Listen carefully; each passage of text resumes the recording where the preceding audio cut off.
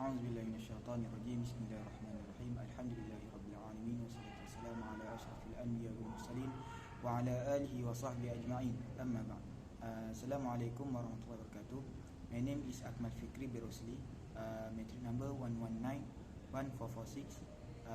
And inshallah, in this video I will reviewing the article titled Issues on Determination of Accurate Fajr and Dhuha prayer times according to Fiqh and Astronomical Perspectives in Malaysia, by A.W. Raihana, K. Norihan, and M. Muhammad Hazwan.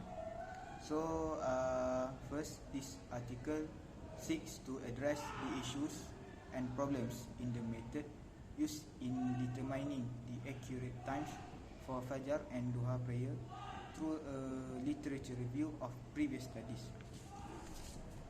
As mentioned by the authors, the determining of accurate prayer times is an important aspect in the life of Muslims, as it is one of the prerequisites for our prayer to be accepted.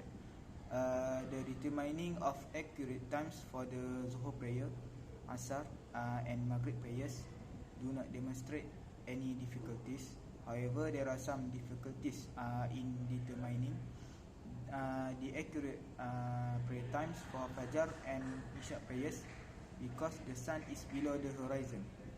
But for Isha prayers, the determination of the prayer time is not too difficult compared to Fajr prayer time, because of the Fajr prayer time has complexities in determining the height of the sun below the horizon parameters, which is used to distinguish the two dawns, that is false dawn or Fajr Kazib, and true dawn or Fajr Sadiq. On the other hand, the problems in determining the accurate Dhuha prayer time is due to the general explanation in the hadith of the Prophet ﷺ that only states a spear's length. For the methodology of the research, the author stated that this study is a library research which aims at collecting data to identify issues and problems in determining the accurate times for the Fajr and Dhuha prayers in Malaysia from previous studies. Data collected is analysed using the content analysis method, which is a deductive approach to identify issues and problems in determining accurate times for the dawn Fajr and forenoon Dhuha prayer times. Next, the theoretical framework in determining accurate Fajr prayer times from Fiqh and astronomy perspectives. So basically, the concept and theory of the start of fasting and Fajr prayer is mentioned in the Quran and Hadith. For example, it is mentioned in several chapters in the Quran, such as in Surah Al-Baqarah verse 187, Surah Al-Isra verse 78, Surah Taha verse 130, and others, as well as in the books of Hadith about prayer times. Along with the passage of time, and the developments in the science of astronomy, the theory of the beginning of dawn and fasting has been defined in a more scientific manner. So the increase of knowledge in astronomy has raised an awareness on the relationship between the movements of the sun with the fixation of prayer times. So many research has been conducted and produced a time count on Fajr theory that is more scientific in nature. Then the issues and problems in determining Fajr prayer times in Malaysia. So there are two main issues and problems stated by the authors in determining Fajr prayer times in Malaysia. So the first one is the instrumentation of the research, and the second one is the location or site of the study. For the instrumentation of the research, the choice of the instruments used play a very important role. This is because the accuracy of the instruments will affect the accuracy of data obtained and the result of data analysis. For the location or site of the study, at the selected location, the eastern horizon must be clearly visible and without any barriers, such as hill that obstructs sighting along the horizon, the interference of light, haze, and also the dense clouds, in order to obtain accurate and precise data of the sunrise.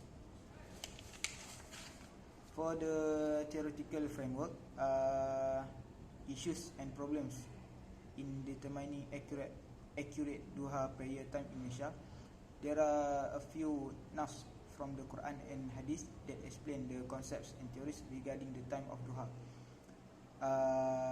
such as Surah Al-Dhuha verse 1 until 11, Surah Taha verse 59, and various hadiths give a clear description regarding the Sharia determining of duha time. According to calculations among astronomers, duha begins after the sun had risen to a height equivalent to a space length. The prayer time can also be determined by the calculation process, including methods of duha prayer, and the calculating differs from a country to another.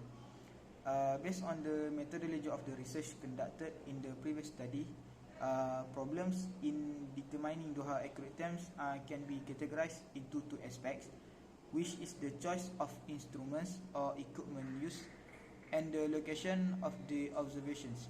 The same problems in determining the Fajr prayer time. Then we go to the results and discussion in this article.